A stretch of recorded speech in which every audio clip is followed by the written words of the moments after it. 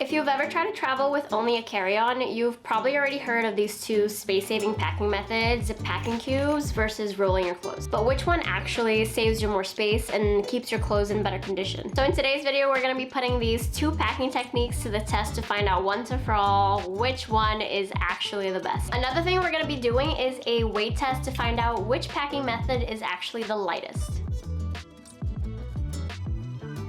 Let's start with the rolling technique. I've actually always used this method. It's proved itself to be incredibly efficient in terms of saving space in your luggage. Basically, you just start with the folded up item of clothing and then roll it right up into something that looks like a little hot dog. The only downside that I've found with using this method is basically that it will completely wrinkle your clothes, especially if you're going on a longer trip. I do have a quick and easy solution for this, which I will share with you guys towards the end with the rest of the results. Now we're gonna go ahead and pack using this very well-known rolling method. If any of you guys already watched my last video on minimalist packing, I already went ahead and basically crafted a capsule wardrobe for a mock trip. So I have everything that I would bring with me on a 7 to 10 day trip right back here, all ready to go. The rolling technique works best when you're trying to use it to save space, when you really tighten up on that grip and roll your clothes as tightly as possible. I always use the deeper side of the suitcase for clothes and the shallow side for other things like shoes, toiletries, etc.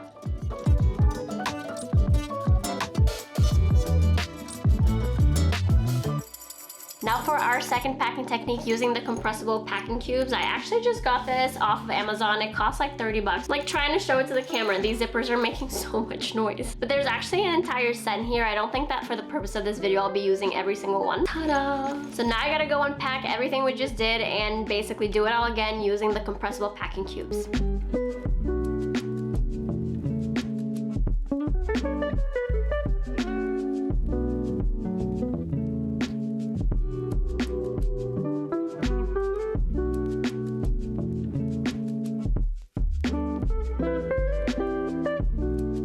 So in the end, which method is the most effective in terms of saving space? As you saw by the packing comparison, the compressible packing cubes did actually end up saving more space than the rolling method. I will say that the one thing that really annoyed me when trying to use these is that there were only a certain number of items that I could fit inside of them before I couldn't fully close the other zipper all the way through, which is the only reason why I am giving the simplicity test to the rolling method.